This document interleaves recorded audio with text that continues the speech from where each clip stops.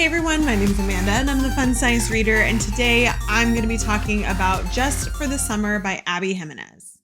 Just for the Summer was the Fun Size Book Club pick for May of 2024, so today is going to be my review and then our book club discussion afterwards. So I will do a no spoiler review section prior to, but make sure if you haven't read this book yet to stop and come back later if you don't want to hear a bunch of things about the book specifically. Abby is one of my auto-buy authors. I have read every single one of her books. I love her and support her so much, and I really would love to see her books made on screen. As soon as her new book comes out, I was like, of course I have to read this, and let's read it for book club. Just for the Summer is book 3 in her Part of Your World series. If I'm gonna say something that is not spoilery, but a little bit of a critique, I did not know this when I picked it, because when I added this book on Goodreads many months ago, it was not listed as book 3 of the Part of Your World series, so I did not know it was connected. So if that ruined anything for anyone, I apologize, but just so you know, it can be read as a standalone, but Abby likes to interconnect and drop lots of Easter eggs for her other characters in her other series in the next subsequent book. So that is done in this book as well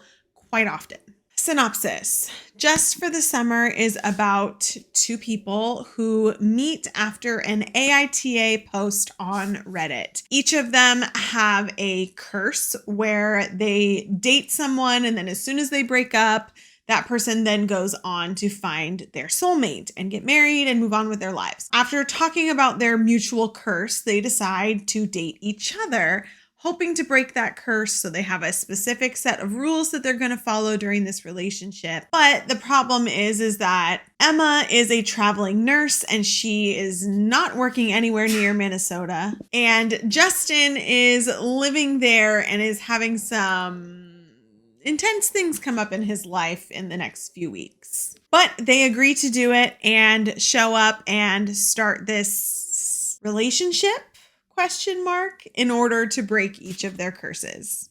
Star rating. It pains me to say this just because all of Abby's books have been either 4 or 5 stars for me, but I gave this one a 3. It was good. I liked the book, but it didn't hit me nearly as much as her other books did. I don't know why. There was a lot going on in this book. There's trigger warnings that she says at the beginning in an author's note, and there was a lot of heaviness to some of the character situations, but I just don't know why. I cry in almost every single Abby book, okay? Like, sob, cry. I didn't even come close in this one. I don't know why that is. But it was still good. It was still very good. It's not that I wouldn't recommend the book. Just for me, I think it was my least favorite of all of hers. It was also the longest, like significantly the longest. One comment kind of talking about being part of a series. Does anybody else think that the covers don't match? Okay. Does anyone else? Because I do. I think that they don't match. This is Part of Your World. Okay. This is Part of Your World. Yours truly. Arguably, these don't really match very well, but they're like more similar. And then this is Just for the Summer. I just feel like they don't match, which is also partly why I didn't think that this one was part of this series. But what's funny is if you look at the spines, also they don't match, right? Because these are solid colors, and then this one has the continuation of the cover wrapped around. But her name is on different sides, and then this font is the same as or similar to this font, and this one. It's just, I want the series to look the same if it's going to be a series. Just saying. And I know it can be read as a standalone. It can completely be read as a standalone, which is what I thought it was, but it's not. Sorry. Spice rating on this is a 2. It's a 2.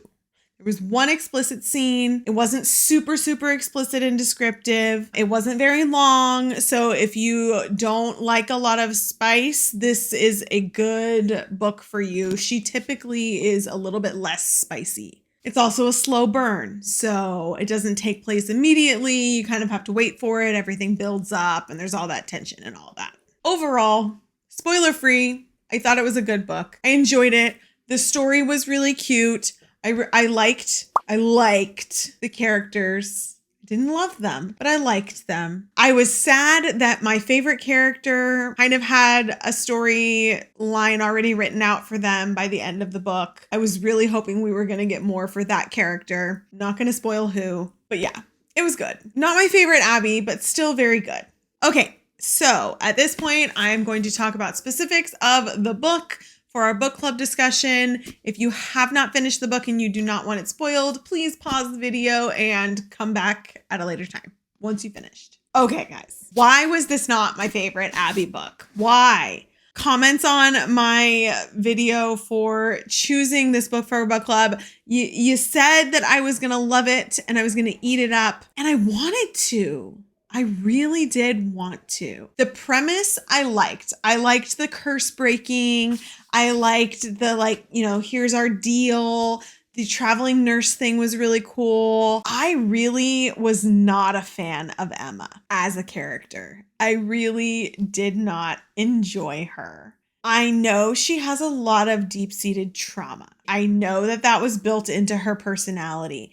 But I don't think that is what I didn't like about her. I think mainly what I didn't like was that despite having the avoidant attachment style, which I knew she had, I have a background in medicine. So like a lot of the things in the book stood out to me, but I knew she had an avoidant attachment style and I knew she was going to run. Okay. We knew that was going to happen. But I think what was missing for me was even like the inkling that she wanted this to work. It wasn't enough for me. Justin was all in. He was like puppy dog in love, all in, and was doing everything to show her support. And she still was like, no. And I know that is the avoidant attachment style. I'm not saying that it's not, but there wasn't even just like a little sprinkle. It is still a romance, right? I did not like that she hurt him so much, even though I understood the reason. I understood the reason why she did it, and that made sense for her character's nuances. One thing about her as a character that did not make sense to me, and kind of just in the story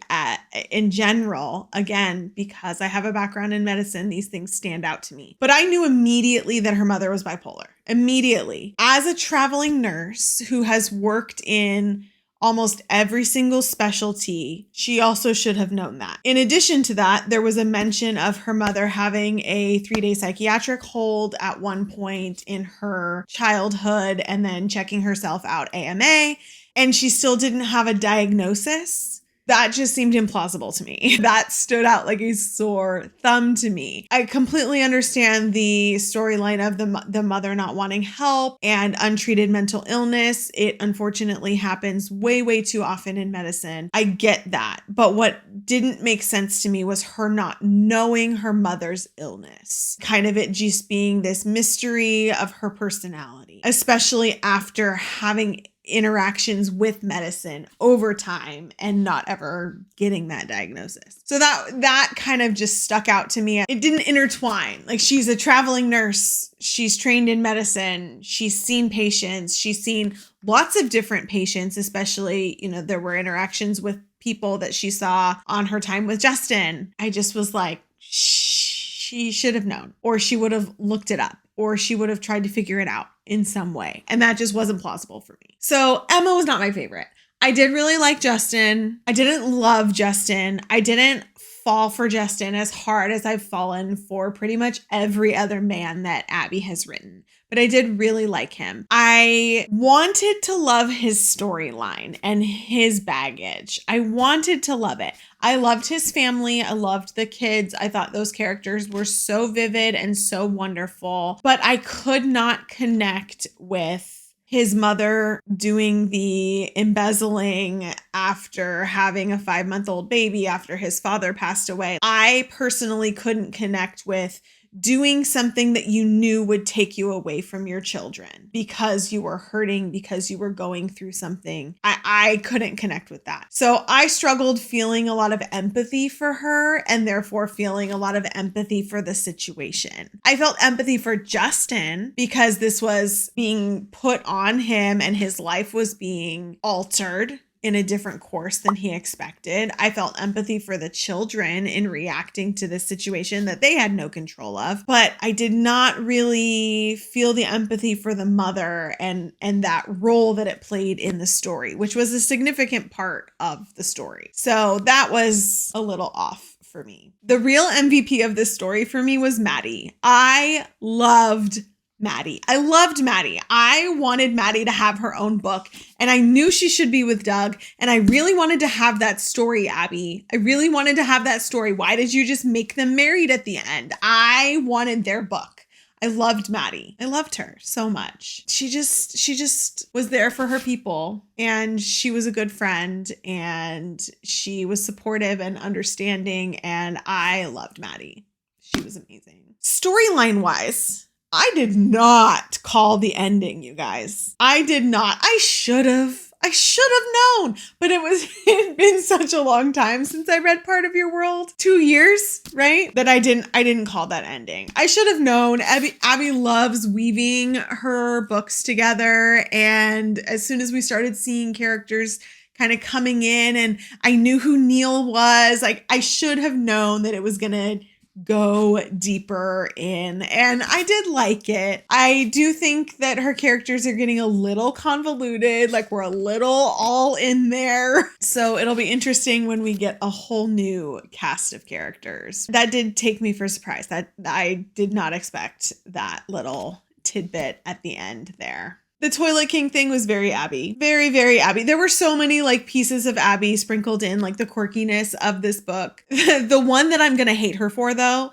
why'd you have to write lice, Abby? Why? I was sitting scratching my head on my couch and as I was reading this and I really wanted to skip it, but I didn't know how far into it was going. But why'd you have to write lice? Please don't. Please, no authors ever, ever, ever write lice. I don't want to deal with it.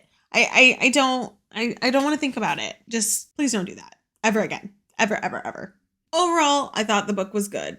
I did think the writing style felt a little bit less like Abby than normal. I don't know if anybody else picked up on that. Especially in the beginning, it kind of seemed like a lot of random detail or random sentences or things that I just was like, was this necessary? And that didn't feel like Abby's books to me. Not talking about like the quirkiness or anything like that, because that's definitely her and I love that. But this, I don't even know how to explain it. Just some random sentences that were put in that was like trying to add detail but weren't necessary. Or I think one that I read out loud to my husband was, I ordered my brother Burger King, but I didn't get any. It was weird.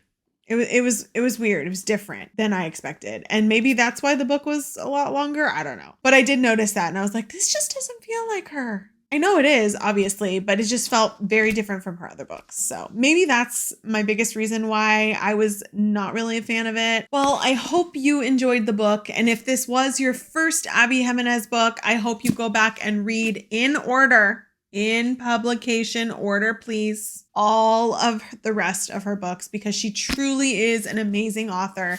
And I hope she goes on your auto-buy author list forever and ever and ever. Thanks so much to all of you for reading along with me this month and coming and chatting. I know I usually try to like type in really fast at this moment, like, thanks so much guys for coming, and wait for the next video. So thanks so much guys for coming, and don't forget to stay for the next video. If you like reading fantasy and romance books, I post reviews on my channel weekly. It's been a little bit less than weekly lately, but I'm trying, okay? I'm busy. So make sure to click like and subscribe if you want to stay notified when I post a new video. Thanks so much. Don't forget to stay and wait for the switch over to the June Fun Size Book Club pick. I'll see you guys next time.